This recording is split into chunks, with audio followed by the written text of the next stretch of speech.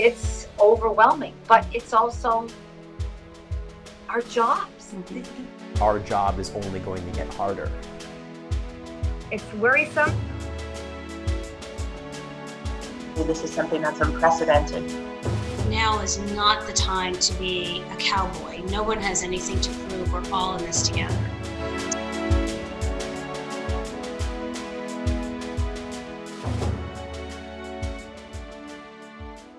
Welcome to Reporting from the Frontline of the Pandemic. I'm Natalie Benoit, and I'm here with Ted Canova, a former major market television news director who's now consulting and is a chief content officer for Fieldcast, a national podcast company.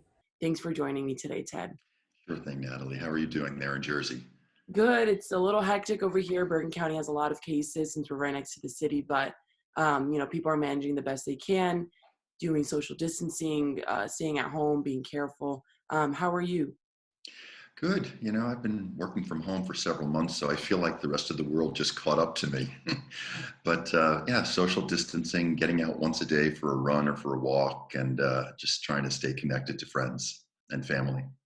Are you in the greater Boston area, or are you in New York City? I'm in Boston right now. I'm just outside of Boston in Chestnut Hill, down the street from Emerson, actually, just a couple miles away. And, it's funny because like all of us who are practicing social distancing and staying home, we don't really know what's going on out there in the world. Part of me wants to drive down to downtown Boston just to see how desolate it is and how many cars may be there. Right. Well, before I left, it was essentially there were no cars. It was so quiet. I've Really? never seen the city not shut down, but I guess take a break for, this long. And the way it looked, it was kind of shocking. It's funny. It probably resembles a spring snowstorm. Usually when it snows, nobody goes out that next morning, and you just hear shoveling. Here, it's just surreal because it's like a Twilight Zone episode where it's just silent. It really is. And we'll see how it goes, but hopefully we'll see a shift in all that. But one of my first questions I wanted to ask you is just, how have you adjusted the way you work? It's a great question. Being a consultant right now, I've been working from home. So the biggest adjustment is that I'm much busier. And that seems counterintuitive because everybody thinks that when you're working from home and businesses have shut down, that it's over. But when you work in communications and are dealing with content, I've got many clients that have immediate needs to show leadership and also engage with their customers and their clients. So think of it as crisis communications right now, even though it's not something internally that's happening, but it's external. So for instance, I've got one client that's the medical group in Greater Boston. I had already been producing and hosting podcasts for them for the last year. So they are very forward thinking when it comes to digital communications. And they immediately turned to telemedicine, and something that would take weeks to do, they did it in days and turned it around. And then the question was, well, how do we message to 5,000 patients that we're doing telemedicine? Many of the patients are seniors who don't even know how to use a computer, let alone get online, log into this special site, and then get ready to have a Zoom doctor's appointment. So there's been an education process in the communications, which isn't just one time only. At first we were frustrated. It's like, well, we put out a message. Didn't they get it? And the truth is you need to have sustained conversations with your clients. And I'm helping them with that. I'm helping them with daily communications and social media. And then we decided to do a virtual town hall, which was yesterday, 2 days ago. And it lasted about an hour and 40 minutes. And yesterday I spent about 4 hours editing the hour and 40 minutes down to 50 minutes. Posted it on YouTube last night, and now today we're pushing it out to people who didn't take part in the town meeting, but I think would benefit by seeing it. Certainly, I watched a part of that, and just out of curiosity, what was some news that would, what information was new to you that you hadn't realized with the coronavirus? It's interesting when you talk to 3 doctors. And again, I'm catching a little bit of news each day. I'm trying to have a little bit of a boundary because I just don't want to go crazy. So, I'm watching maybe a half an hour at the most. I tell people, watch the news until they start repeating themselves and turn it off. It's just going to make you crazy. The things that I learned from the town hall, I think it's something that you and I mentioned that, men with beards could be carrying droplets. Yeah. So should men be shaving their beards? That was one thing that one doctor said to the one with the beard. I would then question, well, then women with long hair, should you be trimming your hair, Natalie? I don't know. That was interesting. Some of the things we summarized things that were going on nationally, but we really tried to keep it local, really micro to the patients who live in greater Boston. And we talked about the Massachusetts quarantines, what different communities are doing. We talked about different hospitals. We talked about how patients could still get lab work done that they need and how they can get infusion therapies that they need. And one of the interesting things that the office has done is that instead of having a waiting room, again, they're doing telemedicine for the majority of patients. Physicals, check in with your doctor, talk for half an hour. Who gets to ever do that? And insurance is covering this. But folks need infusion therapies, right? It's basically medicine injected into them. Very, very effective. And they come once a week for that. So how do you continue having patients having infusion therapy? Well, what they're doing is having the waiting room be the parking lot. So patients pull up, stay in your car. We will call you when it's your turn, walk you into a room, and instead of having a group room where there'd be maybe 4 or 5 patients getting a therapy at the same time, they're now doing these infusion therapies in separate exam rooms. So they're doing social distancing even with infusions. I just found it interesting that the waiting room is the parking lot. Yeah, I've actually heard of a few medical places here in my county that are doing something very similar because they want to avoid, the chances of people who maybe are asymptomatic or not showing symptoms, and they want to avoid just possibly spreading the virus even more, even if it's just, in a small room waiting for an infusion. You're putting people at risk. Mm-hmm. So it was good to educate the patients because I think a lot of this, especially in the medical community, is alleviating fear. Mm-hmm. Right? Because we could just get really scared over watching the news and also taking every single aspect of this to the nth degree. And I think that most people are practicing social distancing. They're washing their hands, they're cleaning their countertops, and now we're wearing masks, right? And I think that the biggest takeaway is that most people who get the virus aren't going to die from it. Mm-hmm. Most people don't need to be admitted to the hospital. We're hearing that people who have symptoms call their doctor and the doctor says, you don't even need a test. You probably have it. Just wait it out for 10 to 14 days. So I think when you start to hear that, it kind of normalizes maybe, or at least puts into perspective that if you start getting the chills, you're not going to the hospital, there won't be a ventilator, and you're going to be dead within 24 hours. Now, on the other hand, you see some of these dramatic cases, famous musicians, famous people in the world who are contracting it and dying. There's some talk that, well, maybe they had another ailment. Maybe they were just in the age category. So we just don't know. I just think that the unknown is making us very worried, which is making credible information really, really important these days. Yeah, that's very true. We've never been through anything like this. So the unknown is very scary for many people. I have another client you may be interested in. It's a national podcast company called Fieldcast, and it's basically building a software that allows businesses to create podcasts within minutes. And why is this important and why are we busy? We're busy because now more and more workers are working remotely. And businesses and organizations are very worried that they've lost communications with their workforce.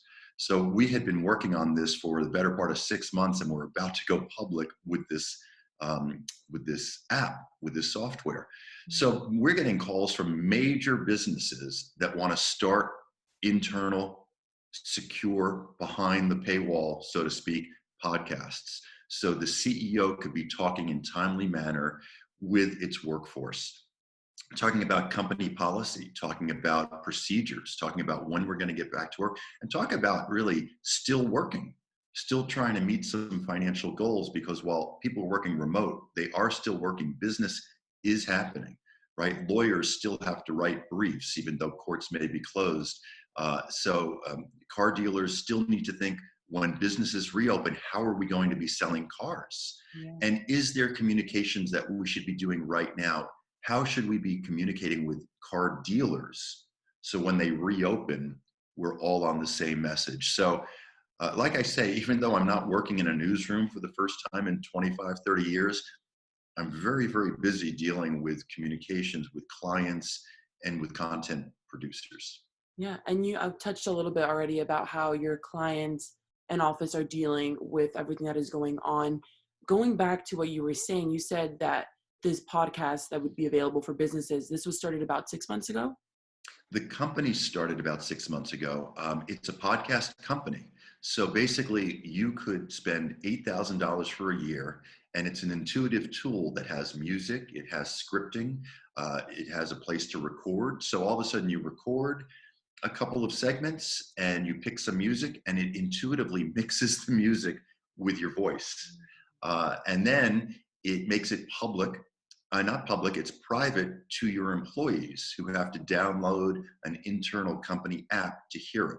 So it's really a great way for internal communications. The thinking months ago, and this company Fieldcast was at the cutting edge of this, is that employees, more and more folks under 30, don't read emails. And they like to be communicated with in a different way. So HR departments are frustrated that half of the employees, I spoke with a client the other day, they had 5,000 employees. Wow. 1,000 of them don't look at emails. Yeah. I mean, how do they reach their strategic goals if 1,000 people don't open emails? And I'm sure those 1,000, many of them would say, the company just never communicates with us. They don't keep us in the loop, right?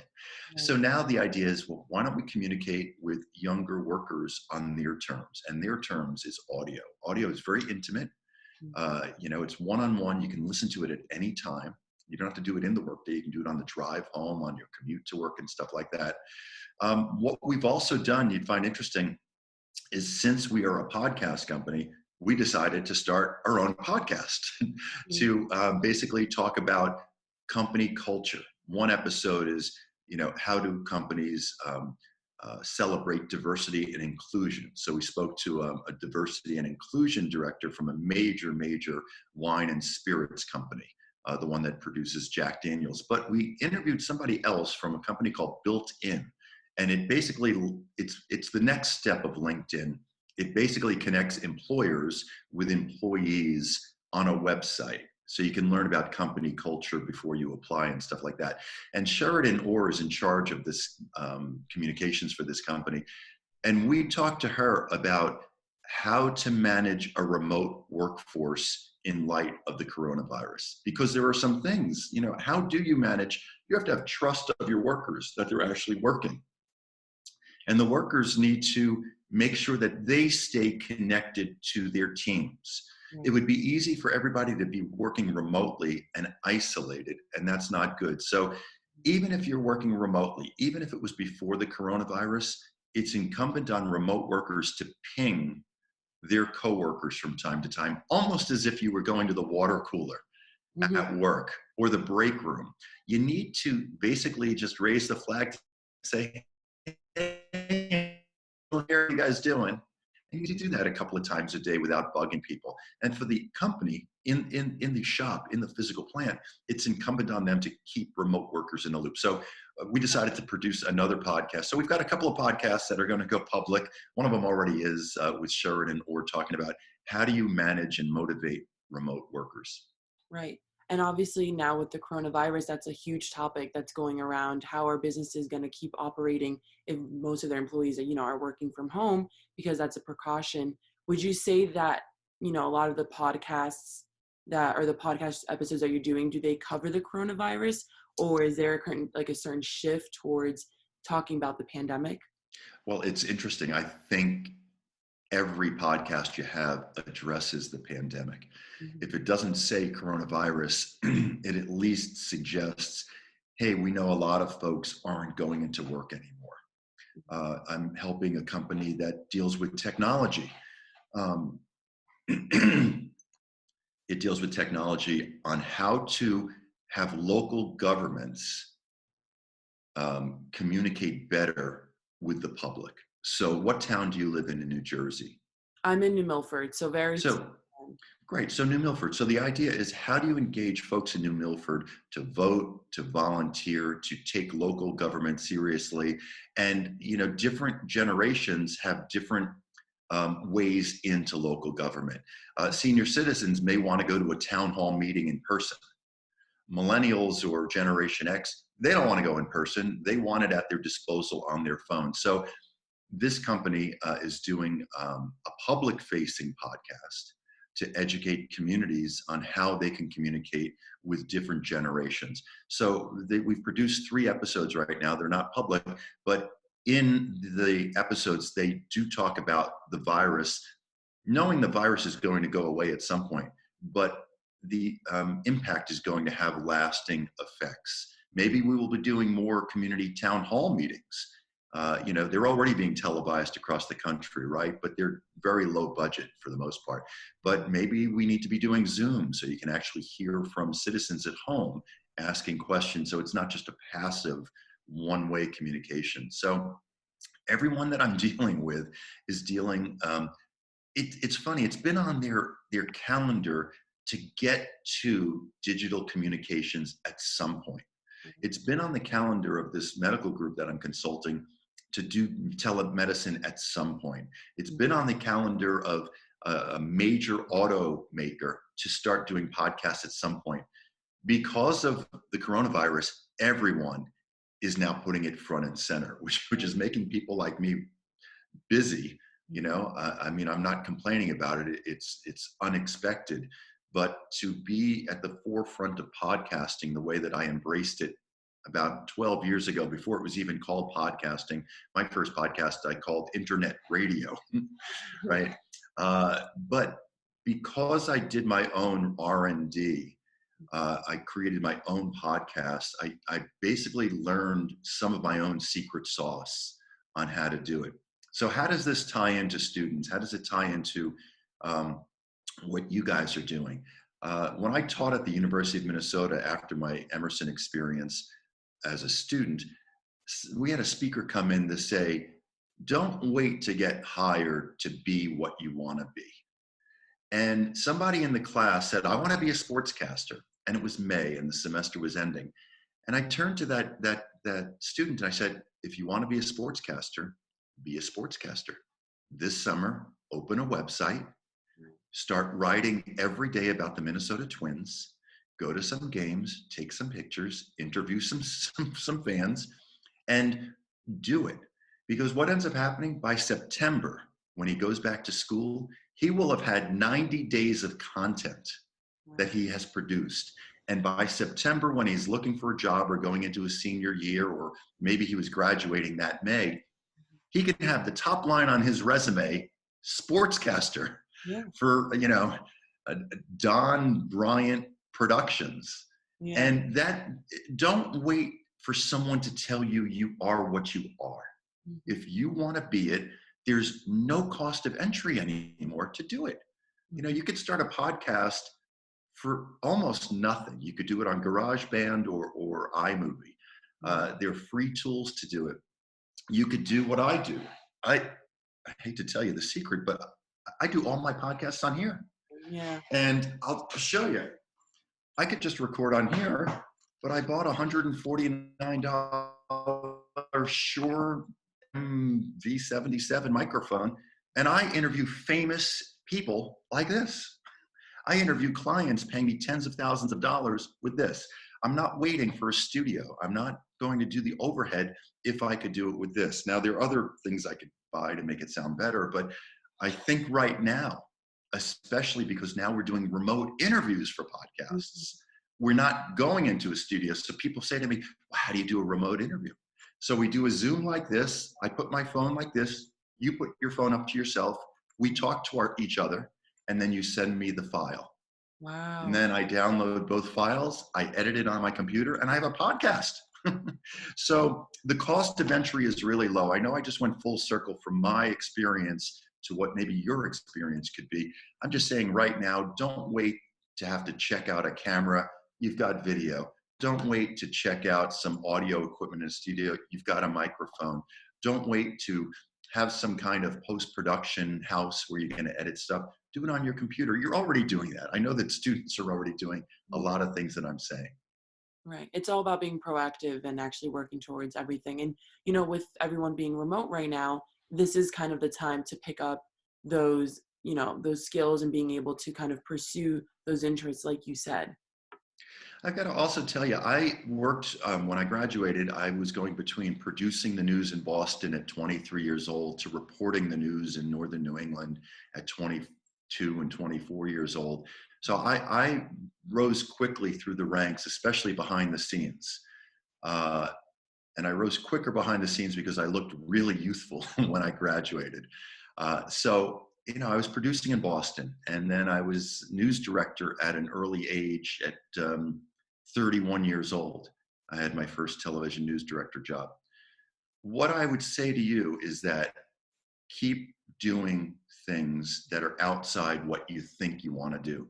I started on air and rose behind the scenes to really great heights at great stations, doing some great things with great journalists. Mm-hmm. But in 2008, from my third bedroom in Minnesota, I decided I wanted to have my voice ring out. And unemployment was at 10%. So I started an internet radio show called Job Talk America, where we had 58,000 listeners. Wow. Can you imagine? And we were giving job advice to the unemployed. And we were giving career advice to those employed, but knew they were about to be fired or knew that they needed to leave their job soon. Right. So what ended up happening, I tell people, get out of the breakdown lane and get in the right-hand lane and start doing something. So I got out of the breakdown lane saying, hey, I used to be on air. I've got a voice. I have an opinion. I have things to share. And I have skills that I think can be helpful, and I can interview people. So I got out of the breakdown lane and started this thing, and I was in the right-hand lane. Well, what ends up happening when you're in the right-hand lane? Before you know it, one day you're in the middle lane going faster. And then people start calling you saying, hey, how did you do that? So now I'm in the middle lane in 2008, 2012. And then by 2016, and I'm going back and forth between professional journalism jobs, I started other bona fide podcasts, one on civic engagement and one on music, Front Porch Movement and The Tour. And before you know it, I'm not in the middle lane anymore. I'm in the left-hand lane going really fast.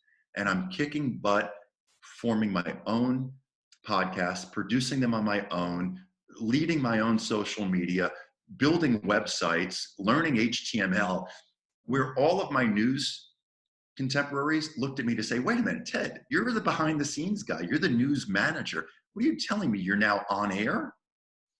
And what this did was position me for something that I didn't know early on that we would be at, that podcasting would be this intimate form of storytelling at a time that commercial media was tanking, that the quality was tanking, that the thousands of channels and the audience was diluting and getting shifting to so many different micro-sites, right? And then content on demand and Netflix. And then viewership just went down for commercial media, whether it was just not being trusted or that there were alternatives. Public media rose as a credible voice. And what ended up happening by 2016, 2017 with me doing podcasts, all of a sudden I started a consultancy, and I thought I was going to be this full service consultancy. Hey, I'll help you with strategy. Hey, I'll help you with video. Hey, I'll help you with talent coaching and communications and blah, blah, blah. Everyone started finding me as a podcast leader, and folks started calling on me to produce their corporate podcasts. And then this company, Fieldcast, contacted me to be the chief content officer. And then as I'm producing podcasts, they're like, we're not really a good voice. Can you host it for us? So before you know it, I'm associated with about a dozen podcasts. 80% of them I host. That was never my intention. But from the client point of view, I've got a medical group, as I mentioned, that they said, you be our host. You're a professional communicator. And what made sense is that non-professional communicators have a tougher time carrying the load of a half an hour podcast. Where you and I, this is what we have done. This is what we've been trained to do. And because of that, they're like, are you kidding? You work for NPR, an NPR affiliate? No, we want you to be our host. Yeah. So I tee up the questions to these guests, and they're basically softballs that I know how to allow them to hit it out of the park.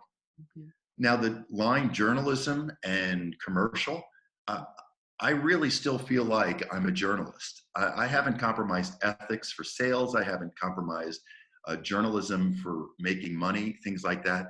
I am doing things ethically. I am just creating content for groups that basically are forming their own news departments. It's Right. like my clients have their own news department. And one of the reasons why this is important is that mainstream media no longer covers them when they have events or are doing good things, because there are fewer reporters and the reporters are covering packed journalism, right? And they really don't spend a lot of time on relevant news for the public. It's usually the crime and stuff like that. So I've encouraged my clients to think of themselves as their own news department. So they look at me as their news director, which is really kind of funny to go full circle. Yeah. That at a time that, so I'm just saying this because you and fellow students and graduates and folks who are watching this, who are already working out in the field, don't underestimate something that you're passionate about that you could do. And I tell people to start a podcast not on something random, but what you love. I had a weather person who loved gardening. Well, should they start a podcast on weather or should they start a podcast on gardening? They should start a podcast on gardening. They're passionate about it, and you can't fake passion. So whatever the heck it is, if you're into comic books, start a podcast on comic books. I know it sounds crazy, but you can't fake authenticity. And everything that commercial media is trying to be authentic, right? Chris Cuomo is looking really authentic right now, but the local anchors may not look authentic. They're still showing up in suits and ties, and that's not where the public is right now. They're working in their dining room like this, or in a living room like you are. So I would just say, do authentic content, even if it's just a side project. Right. Your pet project is going to help you, maybe not today, but it will at least get you a seat at the table one day for conversations and projects that aren't even invented yet. I like to tell folks your age that your future job hasn't even been created yet. Yeah. So keep learning what you're going to, what you love. And at some point there will be an intersection, some kismet that you will meet somebody and it'll overlay with a community need and your communication skills. And, presto, that's what happened with me with podcasting. Yeah. I mean, that'd be the goal. That'd be fantastic if that could happen for me in a few years when I'm done with Emerson. But going back a little bit, you mentioned your clients. I'm just curious, you talked about how that medical group has kind of moved online to doing, their appointments through Zoom or other virtual meeting chats. I'm just curious, have you heard of any other ways that your clients or Fieldcast is kind of making sure they're being more cautious moving forward with the virus? Well, the medical group obviously is being cautious by going 100% telemedicine. And for the folks who do come in, it's once a week and they're staggered visits in private rooms with the waiting room in the parking lot. Right. The clients that we're talking about with Fieldcast, a lot of them right now are on hold, right? Think of a major automaker. I don't want to give away who our client is. It's a major automaker with dealers all around the country. Well, no one's shopping for cars right now. So what should the messaging be right now for dealers, right? It should be that maybe they are helping find N95 masks. They are going to have special discounts for healthcare workers. I did see something, I think it was Volkswagen. There was an ad last night during the finale of Modern Family. I think it was Volkswagen, that if you just bought a car, they're deferring payments for X amount of time at 0% interest. I mean, for them to turn around a commercial to communicate with me right now that we know you've got auto payments and they spent money on ads telling you that the auto payments are going to be deferred, that ad, sure, it was for the people who were buying the car, but it also was for brand awareness as a good community citizen for you and I who may buy a car. And now we are going to remember, I think brands right now have to remember that the public will remember how you behaved at this time. Certainly. And I think that every client I have and clients of clients that I have and know, they are positioning themselves for the future. I'm working with a set designer right now, also a television set designer. And you would think that TV stations aren't thinking about, well, we're not going to remodel our set. Well, Right. heck, they are, because they had that plan that come September, they wanted to have a new studio. So now is a time, while we're not wasting time in meetings, Mm-hmm. right? Those endless meetings at companies and at TV stations that don't really have a lot of resolution. Now's the time for folks working at home being really strategic, having the time at their hands to think, how will we look and how will we behave to the public when we come out of this? How will a TV station look in the November ratings period, right? Will they have a new studio? Will they have reporters still working from home? Will they continue to have this behavior of social distancing as a reporter? So I think that while I may not have examples of people being cautious, I have endless examples of people working today to make sure that their message is compassionate, community-minded, and forward-thinking for when we come out of this, how they want to be positioned. Definitely. And you did talk a little bit about the public. So I'm just curious, have you heard directly from any listeners or, fans of the podcasts, anything specific that kind of stuck out with you during this time of the pandemic? I got an email just before I went on. Mm-hmm. Just in case no one's told you, I want to tell you on the record, I think you're insightful, a talented badass, and I appreciate your time and energy. Wow. That's a pretty good, Message. real message that you get that boosts you when you're working isolated. Mm-hmm. That's wonderful that people are reaching out in a positive way, especially now when things are so heightened and unknown, like we said earlier. Sure is. And I guess something I'm curious about in your perspective and where you're sitting professionally, what has surprised you the most while working during this pandemic? Has anything really stuck out to you that just in general you didn't expect or you were surprised by? I'm not all that surprised by a lot of things. A lot of this viewer behavior, at least with the media, happens whenever there's a tornado, a hurricane, or a snowstorm, or a national emergency. Viewership goes through the roof. Right. I think it's really important to build your brand before emergencies. And I think the ones that we're turning to are the ones that earned our trust in the months and years leading up to this. However, I think even a poor brand, at least a third place TV station, is seeing ratings increase. I would think that news leaders are capitalizing on it the most, right? You go to your number one choice or your number one or two choice. Other things that have surprised me, there's this sense of nostalgia, and I'll just take it from where I am. I'm a baseball fan. I'm a baby boomer. I go to bed, before I go to bed, I tune into Sirius XM to the MLB channel, Major League Baseball, and they are playing old-time baseball games. And while I wasn't around in 1946 and I, was barely alive in the early 60s, I was alive.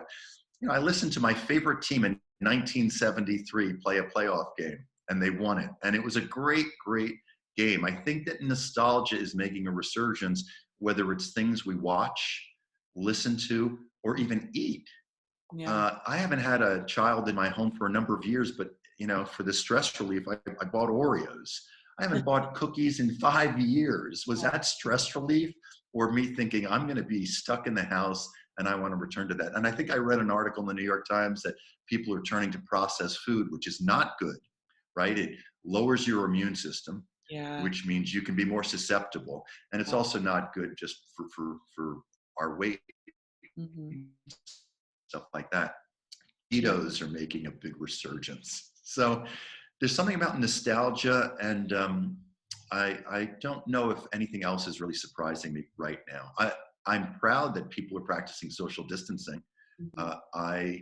As much as I know there's a divide with red states and blue states, I'm still amazed at some of the red state governors taking a passive approach.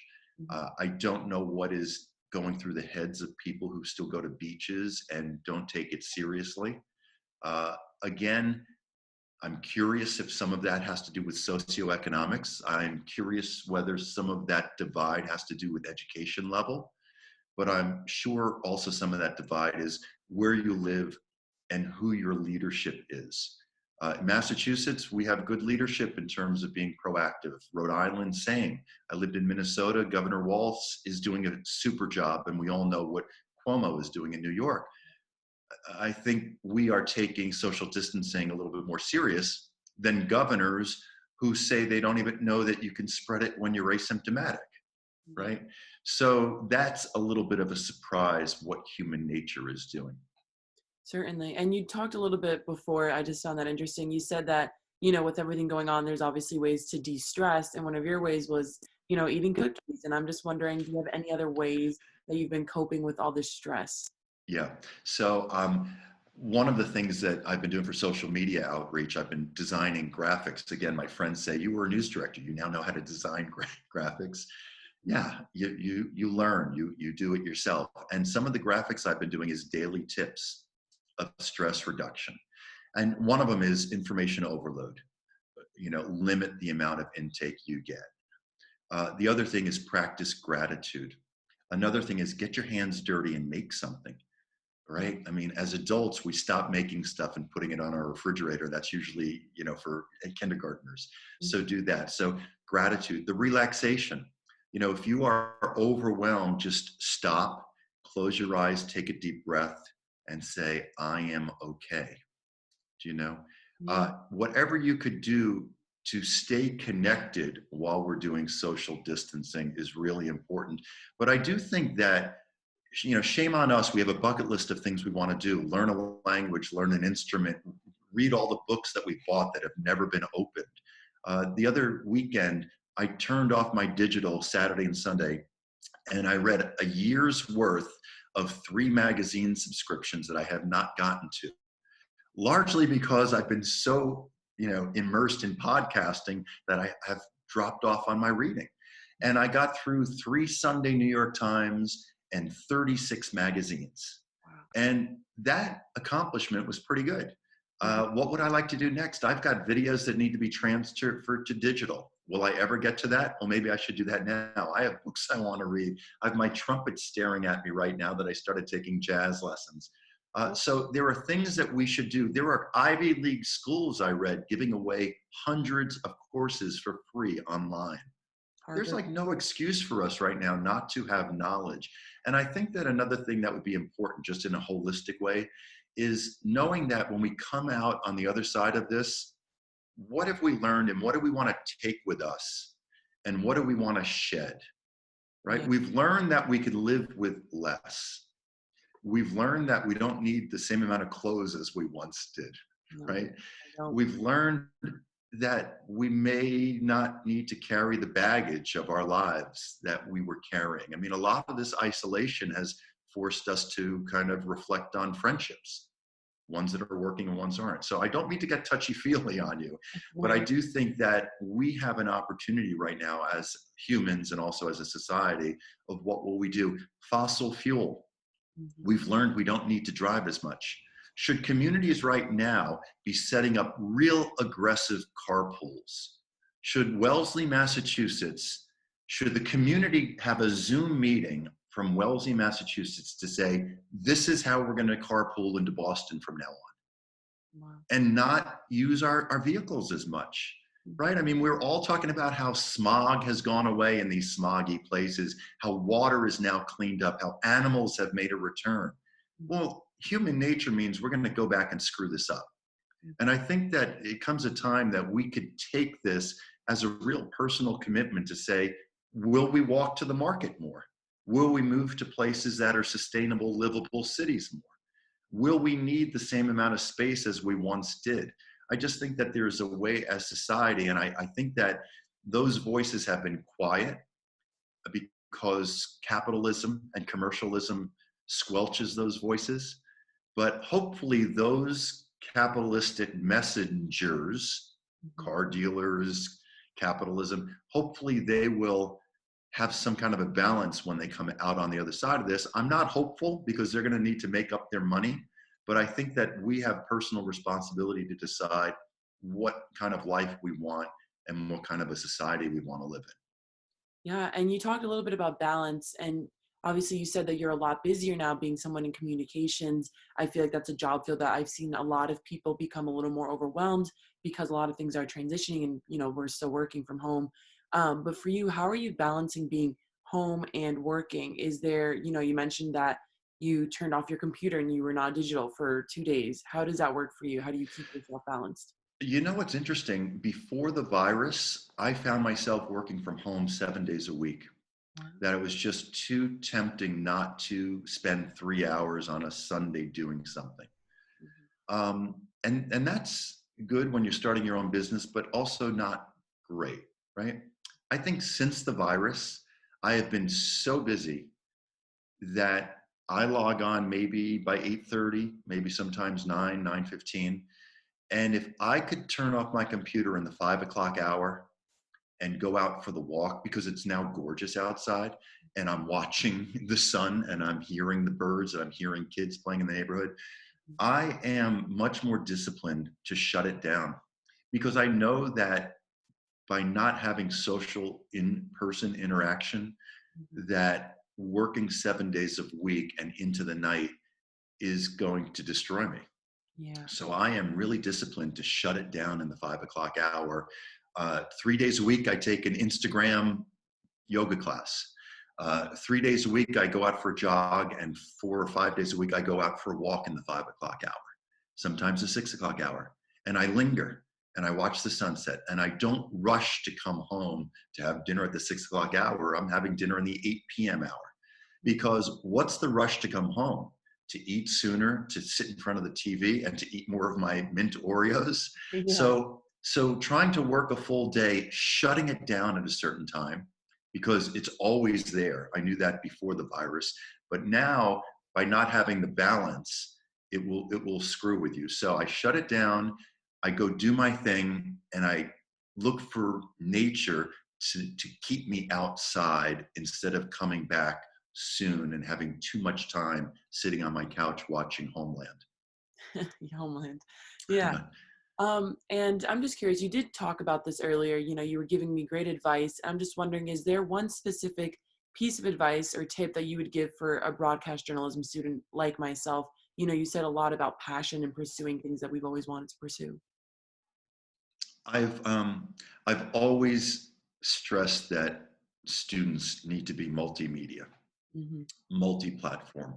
I can't tell you that as I started dabbling in podcasting in 2008 and then into the 2010s, I was leading different news departments, and I would assign the reporter something for the website at 11 in the morning. They'd be waiting for the governor to have a news conference at 11:15. I said, "Will you please post something?" They said, quote, "I'll get to the website when my job is done." And I had to educate them to say, you don't understand, your job has shifted, and your job right now at 11 a.m. is posting a photo of the empty podium that the governor will speak at, and ask your followers what questions would they like you to ask the governor in 15 minutes. Waiting for 6 o'clock, so to speak, for the audience to love your story is so over. By 6 o'clock, they've heard your story maybe 6 times. Morning drive, news alerts on their phone, midday during lunch, a friend may have sent them a Facebook notification, afternoon drive on the way home. Your 6 o'clock story today needs to be day 2, right? I would always try to do that anyway. Your story at 6 o'clock needs to be the perspective story. Let's just do a VOSOT on what happened today, and now your 2 minutes ought to be the perspective of what it means. So I would tell journalists they have to be multimedia. They need to not just, and to build I think building a following with authentic information is key. I'm really respectful of journalists who have 15,000 followers. Yeah. I don't know how the heck they got it. It is just being true to the content and somehow being respected. You need to be multimedia. You look at these newspaper reporters who are now the bread and butter of cable news. They appear on with Brian Williams and every other thing. Who would have thought that these Washington Post reporters who would kick and scream 10 and 20 years ago, I'm not doing TV, that's going to the other side. Well, they're on TV more than NBC News correspondents are on TV. Brian Williams goes to the White House reporter for the Washington Post before going to the White House reporter of NBC News. So do everything, write, take photos, get audio. Even if you don't have a podcast, post some audio clips. So you're pushing 40 seconds out throughout the day. If you're interviewing somebody with, a real professional camera, say, thanks, great interview. Now let me take just a 1 minute, one question interview with this and videotape one question. And, it could be, my one question, franchise it, call it something. Mm-hmm. And then all of a sudden, your followers will be looking forward to 4 p.m, my one question. Just push that on social media, and that helps cross promote your deeper story. So I think there are things that you could do as a journalist to treat yourself as an independent journalist under the umbrella of your news organization. Certainly. That's great advice. I've never thought of, I'm always focused on, let me just get the content I need on this camera, professional work in JVC 200, but I don't focus on the multimedia aspect. In my classes I do, but when I'm out doing things on my own, I don't think about that. And that's something I should be. Well, and I would say, look, I do full interviews. Mm-hmm. I do full 40-minute interviews and then say, hey, now let me just take a picture of you. One of my podcasts is The Tour. It's music, and a very famous musician named Jerry Douglas. He's won 15 Grammy Awards, big bluegrass musician. I had him meet me in Washington Square Park, and we did a podcast interview sitting on a bench in New York City. And when we were done, and I asked him, by the way, would you mind bringing your dobro, his famous instrument, with you? He brought it, and after the interview, he takes out the dobro, sits on the bench, and starts performing. Wow. People who didn't know him just thought he was a street musician. Well, I videotaped him, and I posted it, and he reshared it, and it went through the roof on his channels. More people saw that 40-second clip than will ever listen to the full podcast episode. More people may watch your 20-second video of your subject making something than will ever watch the full story of your story of him making something. Right. So it is segmenting your content. Make your content, but then you've got to splice it up and push it out in nuggets. The public is looking at your feed throughout the day. So the question is, how are you satisfying their appetite throughout the day? And the best way to do that is just with 20-second clips. Right. It could be a graphic, it could be a pull quote, it could be audio, it could be a short video thing, but it doesn't have to be from the camera that you shot your full story on. Make it this. And have both of you in some of them, have some fun, have more personality. Certainly. I hope I'm not all over the place. I hope that you're getting a couple of things out of this. Advice. I really appreciate it, because Sure. things online go virtual, or they go viral so quickly. And that's just because that's the medium most people are using. And, everybody wants things in like 20 seconds. Nobody wants really video or content that's more than a few seconds long, or more than a minute, just because when you're online, you're just scrolling and scrolling and scrolling, and it can be endless. Right. Yeah. I tell folks, I've always thought this, and I learned it myself through some of my research and development, through me doing it. The things that go viral are things that, they're pretty well shot, but that doesn't have to be perfect, right? But something good. Having access to something, having unique access is maybe the most important thing, even before social media. This was true with mainstream reporters. Go behind the scenes. What was it like behind the scenes of Bernie Sanders making that decision of bowing out? right? If you're in that room at that moment, that's access, and that will get views. And the other thing is pent up demand, right? So right now we have pent up demand that's building on a lot of different aspects because of the social distancing. So, spend some time thinking, what is the pent up demand? What content right now do people want to see because they're not somewhere? And I give this example. I'm a big Bruce Springsteen fan, and he didn't tour for 18 months or something like that. And I was there at opening night, front row, for his premiere. Pretty good video because I'm not going to jump around and shake. Pent up demand. Springsteen fans were dying for this, and access. I had front row, and I videotaped the first song of the first tour in a year and a half and put it up and got 60,000 views. Now, yeah, it's Bruce Springsteen, no kidding. But I thought, why did that happen and other things more important don't get seen? And it is those three things: access, front row, pent up demand, and better than average videography. Mm-hmm. And then I happen to be, there are other things that has happened. I've been face to face with Bruce, and I post things and it gets 80,000 views. Wow. And it frustrates me. It's like, well, and I'm not monetizing that, obviously. How do I do this with journalism? Well, if you don't work for the mothership that has a big megaphone, mm-hmm. being an independent journalist, how do you get seen? And I would tell you, as independent journalists and students, look for things that you get access to. Get behind the curtain. Talk to people who haven't spoken. I'm dying to talk to John Edwards, the failed presidential candidate who, has been out of the public spotlight and now is just running his own mom and pop law firm in North Carolina. And he's never spoken. What would be the in to get to John Edwards? I thought of just going to his town. Would he talk to me? Obviously not. He'll talk to somebody bigger. But do you build trust with somebody like that somehow, mm-hmm. that you can then have that interview?